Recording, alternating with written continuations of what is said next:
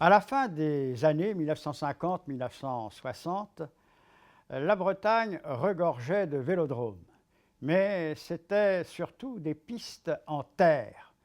On appelait ça des pistes en damé, on appelait ça aussi des pistes en cendré. Donc ces pistes en terre, eh bien, étaient toujours l'apanage des coureurs bretons. Ils ne connaissaient que cela. Il y avait très peu de pistes asphaltées à ce moment-là.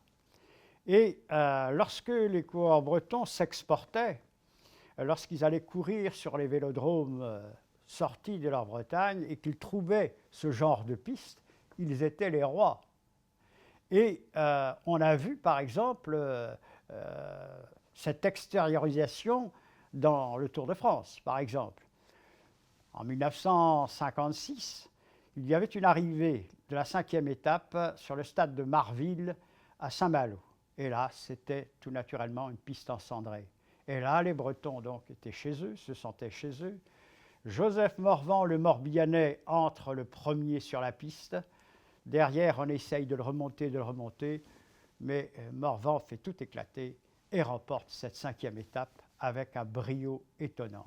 Le deuxième est tout simplement l'Italien Alessandro Fantini, ce qu'on appelait le lion des Abruzzes. Alessandro Fantini il avait déjà gagné des étapes, mais il était considéré comme l'un des tout meilleurs sprinteurs du monde. Et donc Morvan a battu tout ce petit monde, De Groot, le Hollandais, étant troisième.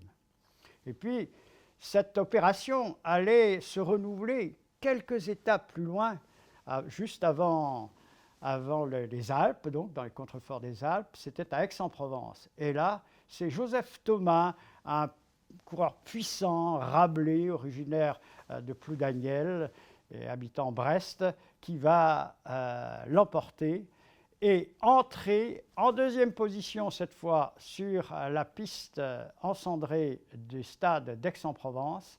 Et là, alors, il va se glisser à la corde de façon fantastique et battre Jean Forestier, le tout-puissant coureur de l'équipe de France.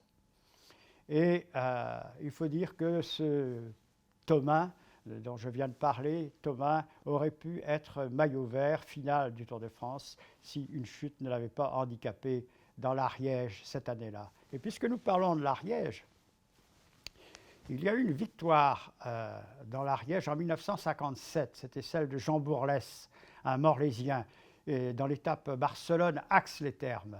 Et il avait fait presque 200 km d'échappée pour l'emporter.